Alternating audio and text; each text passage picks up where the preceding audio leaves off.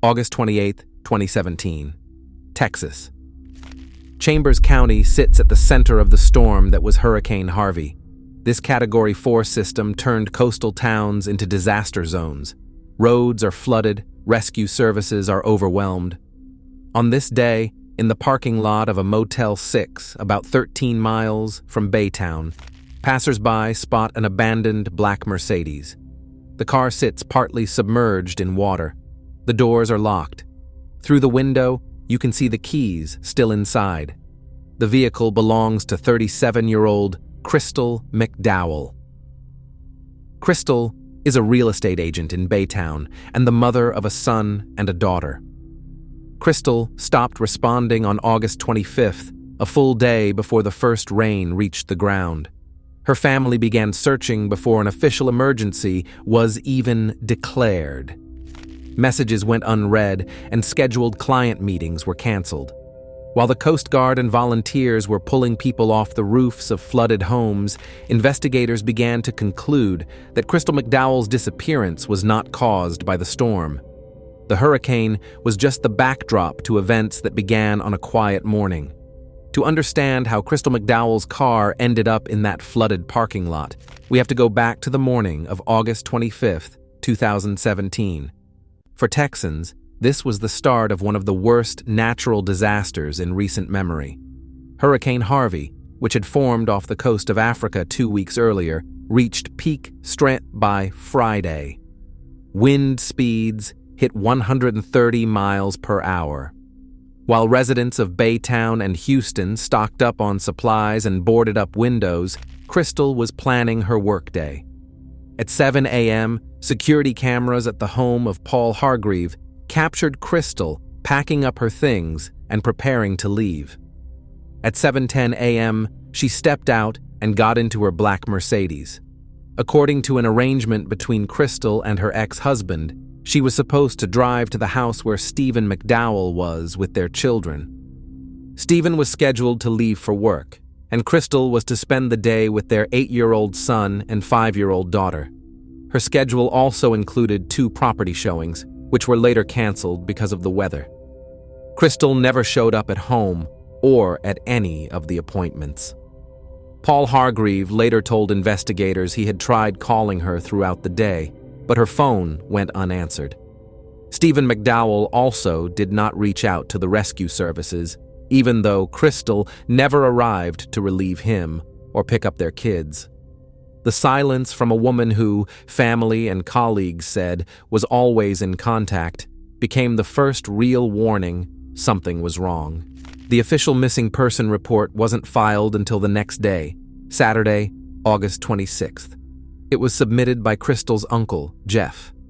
By then, Hurricane Harvey had already slammed into the coast, and the situation in Chambers County had turned critical. Emergency services were overwhelmed with calls for rescue from flooded homes and submerged vehicles. The launch of the investigation happened right as the streets of Baytown were turning into rivers. Many Baytown officers were impacted themselves. Some had water pouring into their homes while their families were being evacuated. Still, parts of the department managed to start piecing together the case. The biggest challenge was the inability to physically access roads and surrounding areas. Floodwaters erased any sign of tire tracks, and strong winds grounded all aerial searches for the first several hours. Investigators were left in a situation where the storm itself was physically blocking evidence. Clues that might have shown which way Crystal's black Mercedes went after she left Paul Hargreave's house. To understand what could have led to the events of 2017, we have to go back and look at Crystal McDowell's life story. Born Crystal Sarrett, she grew up under unstable conditions. Her parents, Pamela and Anthony, struggled with heavy use of banned substances, which ultimately took both their lives within just a few months of each other. Crystal was only 11 when she lost them. Now an orphan, she faced circumstances that her loved ones would later describe as incredibly harsh. At age 13, an incident occurred that left a deep mark. While the official records are sparse, her family confirms that Crystal was abducted. She was held in what was described as a chicken coop. Remarkably, she managed to escape on her own. Who took her, and how long she was kept, remains unknown to this day. But this traumatic episode came just before she was taken in by her Uncle Jeff. Under his care, Crystal finally found some stability, support that helped shape the direction of her life. In her early 20s, Crystal landed a job as a flight attendant with ExpressJet. It was during that time she met Stephen McDowell. Crystal's aunt, Cindy, later shared that Crystal had fallen hard for Stephen from the start, believing he was the right person to start a family with. The two married in 2007. Not long after, Crystal made the decision to leave aviation, a career that kept her constantly on the move, and returned to Baytown. She shifted her focus to real estate. In her new profession, Crystal quickly rose to become one of the most successful real estate agents in the region. She was the primary breadwinner in the household, providing financial stability for her husband and their two kids, a son and a daughter.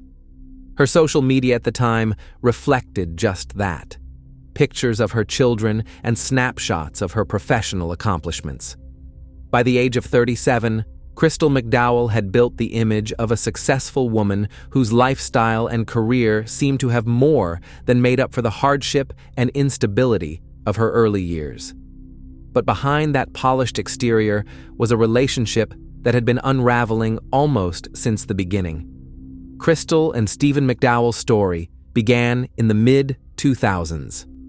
They officially tied the knot in 2007, and for the next 10 years, they appeared to the outside world as the picture of a strong, stable marriage. But behind closed doors at their Baytown home, a different dynamic was taking shape, one built on financial dependence and mutual resentment. In the early years of their marriage, Crystal continued working as a flight attendant for ExpressJet. The nature of her job meant she was often away from home. According to statements from those close to her, during that period, Crystal had several affairs, which Stephen eventually found out about. These discoveries became an ongoing source of tension between them. In response, Stephen displayed behavior that investigators would later describe as controlling and emotionally unhealthy. The first major crisis came in 2008, when Crystal filed for divorce for the first time. In response, Stephen threatened to harm himself if she left him.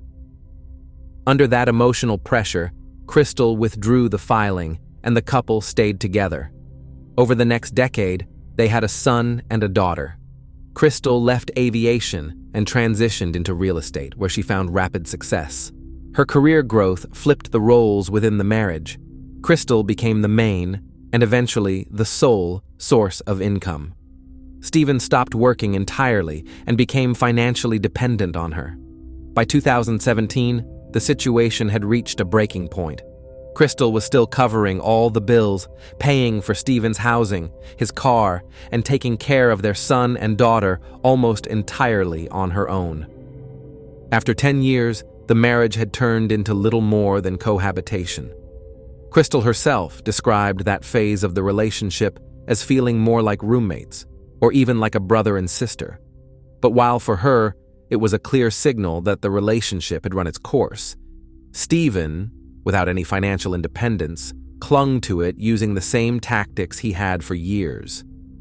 His dependence on Crystal was compounded by an unwillingness to change the comfort of the life he was used to.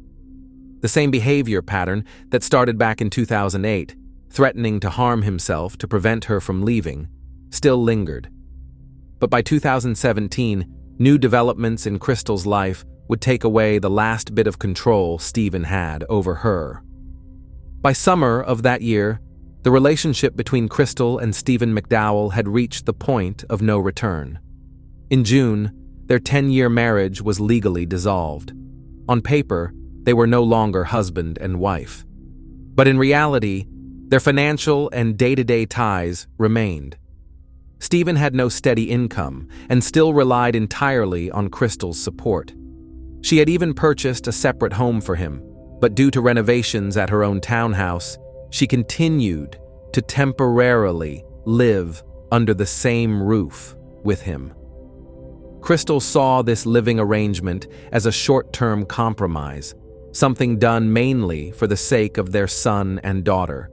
She deliberately avoided sudden moves, hoping to keep things emotionally stable for the 8-year-old boy and 5-year-old girl. At home, her interactions with Stephen were kept to the bare minimum.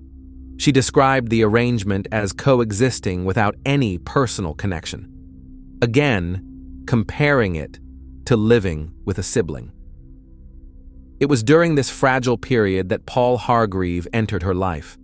A local jeweler from Baytown, Paul and Crystal's relationship quickly grew into something serious, far beyond a casual romance.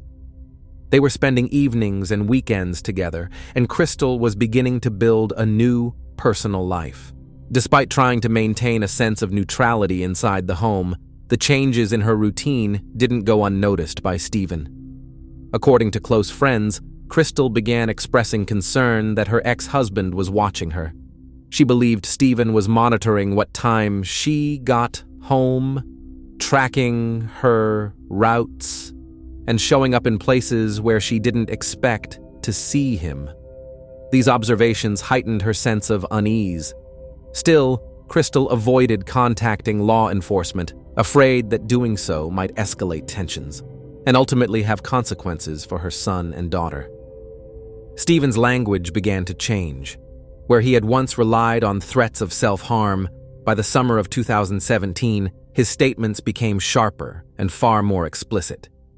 In private conversations, Crystal told people close to her that Stephen was now making threats against their son and daughter, followed by harming himself if she completely cut ties with him. There were no physical acts of aggression at that point, but Crystal perceived the words themselves as a very real danger. Even so, she continued paying Stephen's bills and maintaining only the most basic household contact, believing that once the renovations were finished and they were fully separated under different roofs, the tension would ease. That assumption turned out to be wrong. A cruise planned for August 2017 became the catalyst for a conflict that had been building beneath the surface. The trip was originally meant to be a family vacation for Crystal, Stephen, their son and daughter, and several relatives, including her Uncle Jeff. But after the divorce became official, Crystal reconsidered the entire plan. She decided to invite Paul Hargreave, the man she intended to build her future with, to join the cruise instead. Paul later said he felt clear discomfort at the idea of being on the same ship as Crystal's ex-husband. After hearing his concerns, Crystal made a final decision. Stephen would not be going on the trip. For her, this wasn't just a change in the passenger list, it was a symbolic line drawn under her past. For Stephen, that decision was a blow on multiple levels. He wasn't just losing his place in an important family event. He was also losing the illusion that his old role in Crystal's life could be restored. At the same time, he was still living in a home she had provided and remained fully dependent on her financially. The gap between reality and his expectations continued to widen. During this period, Stephen's threats became even more alarming. Crystal told close friends that he described a specific scenario, committing a crime against their son and daughter and then harming himself if she didn't end her relationship with Paul. These statements were often accompanied by emotional outbursts and sudden mood swings. Despite how serious the threat sounded, Crystal once again chose not to involve law enforcement, fearing that official intervention might trigger immediate aggression. At the same time, Stephen was presenting a completely different version of events to others. To Krista, his older daughter from a previous marriage, he claimed the family cruise was still happening. He even said he planned to propose to Crystal during the trip and reunite the family. This disconnect between what was actually happening and what Stephen was telling others pointed to a deep psychological break. By the morning of August 25th, the tension had reached its peak. Hurricane Harvey was less than a day away from making landfall. The cruise date was approaching fast, but Crystal McDowell would never make it to the shore. On August 26, 2017, the day Hurricane Harvey officially made landfall, Chambers County authorities launched the formal search for Crystal McDowell. Investigators were working in the middle of a humanitarian disaster. Baytown streets were underwater, emergency crews were rescuing people from rooftops, and many officers discovered their own homes had been damaged or destroyed by the storm. Even in that chaos, detectives noted something critical. Crystal did not fit the profile of a typical storm victim. Her car was missing, and her phone had stopped sending a signal before the worst of the flooding began. The first person to draw investigators' attention was Crystal's uncle, Jeff. He was the one who initially reported her disappearance, but some of his actions raised questions. In the middle of the flooding, Jeff drove to the house where Crystal had been living with Stephen, a move detectives felt could have compromised potential evidence. That said, police attention soon shifted to two other men, Paul Hargreave and Stephen McDowell. Stephen presented himself as fully cooperative. During questioning, he described the divorce as calm and non-confrontational. Stephen told investigators that on the morning of August 25th, he received a text message from Crystal at 7 a.m., confirming she was on her way to see her son and daughter. But another detail quickly raised suspicion. Jeff told police he had seen an additional message on Stephen's phone, time-stamped 9:30 a.m. In that message, Crystal supposedly said she had changed her mind and was taking the kids to Dallas. Investigators immediately flagged the inconsistency. By 9:30 that morning, the son and daughter were already with Stephen, and Crystal would have known that. This digital trail appeared staged, misinformation designed to delay the search and explain why Crystal was out of sight. Monday, August 28th, brought the first major breakthrough. After Crystal McDowell's black Mercedes was found in the parking lot of a Motel 6, investigators obtained surveillance footage from a nearby Shell gas station overlooking the lot. Video from August 26th showed Crystal's car pulling in and parking in an open space. About 5 hours later, the same camera captured another vehicle arriving. Stephen McDowell stepped out. The footage shows him walking toward the motel parking area, then returning a short time later to the gas station. He's carrying a large, heavy bag. Stephen approaches a dumpster and forces the bag deep inside. Investigators would later determine that after disposing of Crystal's body in a wooded area, Stephen needed to eliminate personal items that could tie him to the crime: her purse, identification, and likely clothing that carried signs of a struggle. Stephen made no purchases and didn't fuel his car. His sole purpose there was to erase evidence. Investigators immediately went to the gas station to recover the contents of the dumpster, but the search came up empty. Hurricane Harvey had changed everything. With rainfall at catastrophic levels, trash containers in that area had filled with water and were later overwhelmed by flood runoff. All of their contents, including the bag containing Crystal's belongings, were swept away into the floodwaters before forensic teams could document them. Even without the physical items, the surveillance footage itself became critical evidence. It showed Stephen secretly handling the missing woman's possessions during a narrow and highly suspicious window of time. After reviewing the Shell station footage, detectives shifted their focus to verifying Stephen McDowell's alibi. In his initial statements, Stephen claimed that on August 25th, the day Crystal vanished, he had gone to a Walmart. The store sits directly across the interstate from the Motel 6. Surveillance footage from the store confirmed that Stephen was there, but it also revealed the real purpose of his visit, something he never mentioned.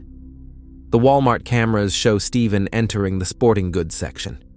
He selects a bicycle and pays for it at the register. Exterior cameras then capture him exiting the store, mounting the bike, and riding off in the direction of his home. The distance from the store to Stephen's residence in Baytown is roughly 13 miles. That detail solved a key logistical puzzle for investigators. Until then, they couldn't explain how Stephen made it back home after leaving Crystal's car at the motel. With flooding underway and taxi services effectively shut down, the bicycle offered a simple solution, one that didn't involve using a vehicle that could be tracked by traffic cameras. Detectives determined that Stephen made the entire trip in heavy rain, despite claiming he was supposed to be at home with his 8-year-old son and 5-year-old daughter. In his statements, Stephen omitted the bicycle purchase altogether, describing his Walmart trip as a routine run for basic supplies ahead of the storm. The route captured on camera directly contradicted that claim.